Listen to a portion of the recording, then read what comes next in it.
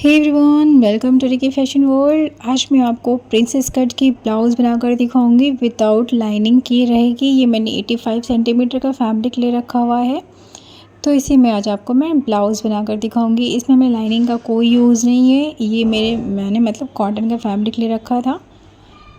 Video में आगे बढ़ने से पहले अगर आपने अभी तक मेरे चैनल को सब्सक्राइब नहीं किया है तो प्लीज़ मेरे चैनल को सब्सक्राइब करिए और प्रेस द बेल आइकन, जिससे आपको मेरी अपकमिंग वीडियोस के नोटिफिकेशन मिलते रहे और आप मेरी वीडियो सबसे पहले देख सकें।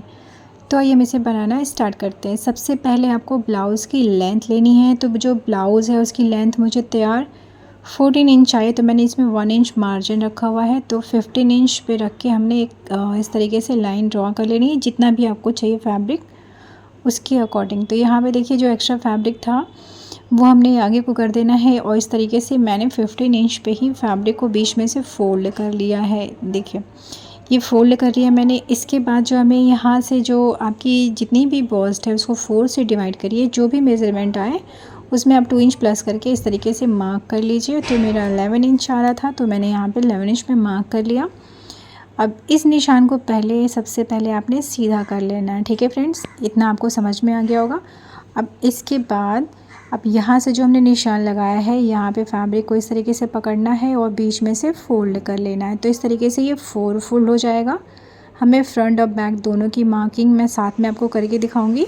जब आप इस तरीके से फैब्रिक को अब मैनेज करेंगे तो आपका जो फैब्रिक है वो एक्स्ट्रा वेस्ट भी नहीं होगा और आपकी जो इसमें फैब्रिक बच जाएगा। आप डिज़ाइनिंग वगैरह करना चाहें तो आप आसानी से कर सकते हैं। तो देखिए जैसा कि मैंने आपको बताया था 15 इंच मैंने इसकी लेंथ ली है, तो मुझे तैयार इसका 14 इंच चाहिए। तो 14 इंच पे आप इस तरीके से नॉर्मल मार्किंग कर लीजिए। लेंथ जो है आप अपने हिसाब से कम ज़्यादा रख सकते हैं। इसके बाद अब हमें देखिए यहाँ से इसकी मार्किंग करनी है, तो आप चाहे तो यहाँ ऊपर साइड से मार्क कर लीजिए या फिर आप इसके बॉटम के साइड से मार्किंग कर सकते हैं। दोनों भी कंडीशन सेम ही रहेंगी। यहाँ से हम इसके शोल्डर की मार्किंग करेंगे। तो शोल्डर देखिए अगर आपको ज़्यादा जो शोल्डर ज़्यादा ब्रॉड पहननी है तो आप 6 इंच रखिए, या फिर अगर कम पहनना चाहते हैं तो आप 5.5 इंच रख सकते हैं नॉर्मली जैसे हम बनाते हैं। तो यहाँ पे मैं शोल्डर जो रखूँगी वो मैं 6 इंच रखूँगी। देखिए इस तरीके से रखा हमने, यहाँ पे मार्क करा 6 इंच पे। तो मैंने जैसे बताया आपको वैसे ही आपने कर लेना है। यहाँ से हम आर्म होल रखेंगे 7 इंच पे। अगर आप स्लीवलेस बना रहे हैं तो आप 6.5 इंच रखिए। अब देखिए हमें यहाँ से एक निशान ड्रॉ कर लेना है। इस निशान को हम सीधा कर लेंगे। जहाँ पे भी आपका मार्क आए उस तरीके से आप निशान सीधी कर लीजिए। अब हमने इसके बाद इसके बॉस लाइन की मार्किंग करनी है।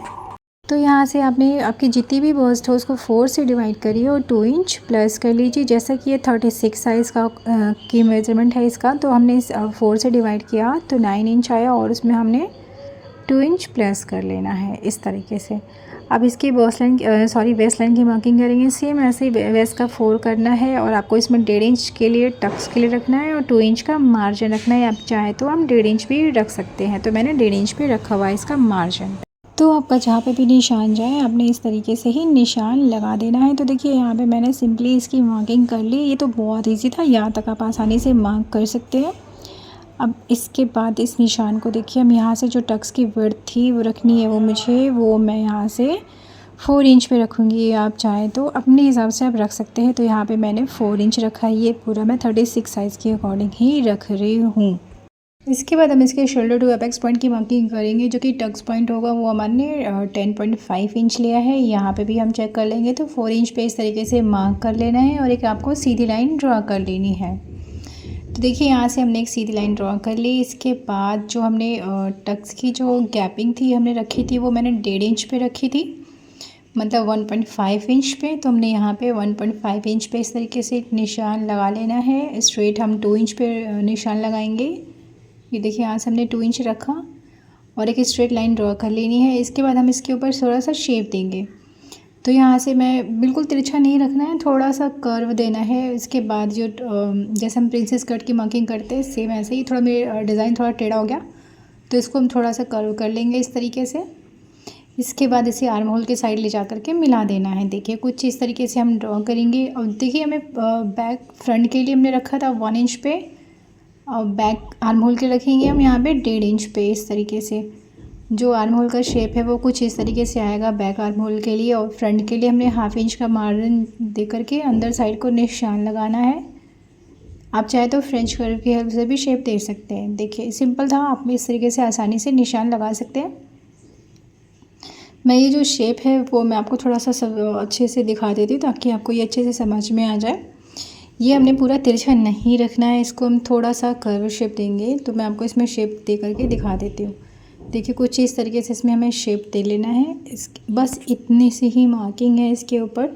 अब हमने इसकी यहाँ से नेक की मार्किंग करनी है। तो फ्रंट बैक दोनों साथ में है, तो यहाँ पे हमने रखना है नेक की जो विड्थ रखेंगे वो हमने 2.75 इंच रखी है। आप चाहे तो 3 इंच भी रख सकते हैं, ठीक है। अब हमने जो फ्रंट नेक रहेगा वो मैंने 7.5 इंच रखा है। इसे मैं थोड़ा सा वी नेक में ड्रॉ करूँगी। आप कोई सा भी नेक अपने हिसाब से ड्रॉ कर सकते हैं। देखिए अब यहाँ पे हमने neck to shoulder 1/2 inch down करना है। तो स्केल की हेल्प से इस तरीके से आप डाउन कर लीजिए।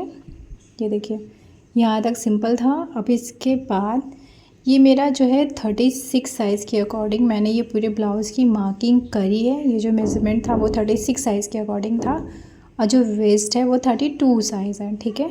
यहाँ पे हमने टक्स की विड्थ जो गैपिंग थी वो मैंने 1.5 इंच पे रखी थी। तो सिंपल इस तरीके से है। अब हमने इसकी कटिंग करनी है। तो कटिंग करने से पहले जो हमने निशान लगाए हैं, जितने भी आउटर मार्क है उसकी हमने कटिंग करनी है, एक्स्ट्रा कुछ भी नहीं करना। तो जो जहाँ पे फैब्रिक है वहाँ पे ही आपको इस तरीके से कटिंग कर लेनी है। तो इस तरीके से फ्रंट और बैक दोनों के साथ में हमने कटिंग कर लेनी है। देखिए कुछ इस तरीके से। तो यहाँ पे देखिए जो डाउन करा था वो भी हमने कट करना है। तो सबसे पहले जो आर्म होल है, जो बैक आर्म होल है, मतलब जितने भी आउटर मार्क हैं आपको उसकी कटिंग करनी है पहले। जैसा कि आप ये देख सकते हैं, यहाँ से कट कर लिया। अब हमने साइड की भी कटिंग कर लेनी है। तो जो निशान है उसी के ऊपर आपको कट कर लेना है, एक्स्ट्रा मार्जिन नहीं लेना है क्योंकि मैंने इसमें ऑलरेडी 2 इंच का मार्जिन लेके रखा हुआ है। तो ज़रूरत नहीं पड़ेगी आपको एक्स्ट्रा मार्जिन की। आप फालतू में एक्स्ट्रा फैब्रिक वेस्ट न करिए। अब ये जो बचा वाला फैब्रिक है इसके ऊपर हमने स्लीव बनानी है इसे ब्लाउज़ की। तो मैं आपको अगले वीडियो में बताऊंगी इसकी स्लीव बनाने के लिए। तो इस तरीके से देखिए हमने कट कर लिया यहाँ। तो यहाँ से जो मैंने 1/2 इंच डाउन किया था वो भी मैंने यहाँ से कट कर लिया है। अब इस पीस को हम इस तरीके से ओपन करेंगे और दोनों पीसेस को हमने अलग कर लेना है क्योंकि फ्रंट बैक दोनों साथ में है। तो इसकी नेक की कटिंग मैं बाद में करके दिखाऊंगी। सिंपल ही कटिंग करनी है नेक की भी। तो देखिए पहले हम यहाँ से फैब्रिक को इस तरीके से ओपन करेंगे। यहाँ पे जॉइंट था तो उसे हम कट करके अलग कर लेंगे इस तरीके से। अब इसके बाद एक पीस इसके अंदर से मैं अलग कर लूँगी क्योंकि वो मेरे बैक पार्ट के लिए रहेगा। तो बैक पार्ट की मैं आगे थोड़ी देर में आपको बताऊँगी इसकी मार्किंग। तो फ्रंट के लिए देखिए हमने इस तरीके से फैब्रिक को रख लिया है। अब जो नेक है, आर्म होल है, जितने भी हमने जो निशान लगा रखे हैं उसकी हमने कटिंग कर लेनी है। तो यहाँ से पहले नेक की मैंने इस तरीके से कटिंग कर ली है। और एक और चीज़, ये फ्रंट ओपन रहेगा तो इसकी कटिंग भी आगे से मैं आपको करके दिखा दूँगी। देखिए हमने यहाँ से इसे कट कर लेना है इस तरीके से और यहाँ पे हमने आयुक पट्टी बनाएंगे। फिर अगर आप बटन पट्टी बनाना चाहें तो आप वो भी बना सकते हैं। तो यहाँ से देखिए इस तरीके से जो एक्स्ट्रा फैब्रिक था वो मैंने कट कर लिया है। अब इसके बाद जो शेप है उसकी कटिंग कर लेनी है। तो सबसे पहले जो आर्म होल है उसकी हम कटिंग कर लेंगे कुछ इस तरीके से। जो अंदर की मार्किंग करी है उसकी भी हमने इसी तरीके से कटिंग कर लेनी है। नोक वगैरह नहीं निकाला है, मतलब कोई पॉइंट नहीं बनाना है इसके ऊपर। तो उसका ध्यान दे करके आपको इसकी कटिंग कर लेनी है। तो देखिए यहाँ से इसे मैंने कट कर लिया। कट करने के बाद मैं आपको इसे दिखा देती हूँ किस तरीके से ये नज़र आएगा। तो देखिए कट होने के बाद जो ब्लाउज़ है वो कुछ इस तरीके से नज़र आएगी। अब सेम, अब इसका कुछ काम नहीं है, इसको मैं भी साइड में कर देती हूँ। बैक पार्ट को मैं आपको दिखा देती हूँ। तो देखिए बैक पार्ट को हमने इस तरीके से बीच में से फोल्ड करके रखा हुआ है। और यहाँ से देखिए सबसे पहले आपको इसकी विड्थ लेनी है। टक्स की जो विड्थ थी वो 4 इंच थी और वैसे नॉर्मल हमने रखा था जैसे कि वेस्ट का 4 और 2 इंच इसमें हमने प्लस करना था और 1 इंच इसमें हमने टक्स के लिए रखा था। तो इस तरीके से आपको निशान लगा लेना है। जैसे कि आप ये देख सकते हैं यहाँ पे मैंने इसे निशान लगा लिया है। निशान लगाने के बाद यहाँ पे जो एक बार मैं यहाँ से भी दिखा देती हूँ आपको। तो जो नेक की लेंथ रखी थी वो मैंने यहाँ से बैक नेक के लिए 10 इंच पे रखा हुआ है। आप जो नेक की लेंथ है वो अपने हिसाब से कम ज़्यादा रख सकते हैं। और यहाँ पे हमें 3 इंच 3.5 इंच पे रख के इस तरीके से रखना है और एक बॉक्स बना लेना है। इसमें हम राउंड नेक ड्रॉ करेंगे। आप नेक किसी भी तरीके का डिज़ाइन बना सकते हैं। मैंने इसमें राउंड नेक ही रखा हुआ है। इसे मैं पेस्टिंग से बनाऊंगी नेक को। तो इसे मैंने बहुत सारे वीडियोस अपलोड करके रखी हुई है। मैं आपको इस वीडियो में सिर्फ आपको कटिंग का ही दिखाऊंगी। तो देखिए यहाँ से हमने रखा 4 इंच पे और एक लाइन आपको ड्रॉ कर लेनी है। जो टक्स की लेंथ रखी थी वो मैंने 5 इंच पे रखी हुई है। और जो यहाँ से देखिए हमने 1 इंच टक्स के लिए रखा था, तो हाफ इंच दोनों साइड पे रखेंगे और इस तरीके से तिरछा निशान लगा लेंगे। देखिए ये मैंने निशान लगा लिया। निशान लगाने के बाद अब मैं आपको एक बारी ये मेरा बैक पार्ट था, तो इस तरीके से मैंने ये मार्किंग कर ली है। फ्रंट पार्ट भी आप देख सकते हैं। इस तरीके से दोनों पार्ट की मैंने मार्किंग और कटिंग कर ली है।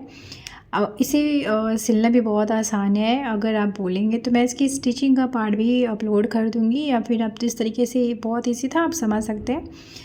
तो आज के लिए बस इतना ही।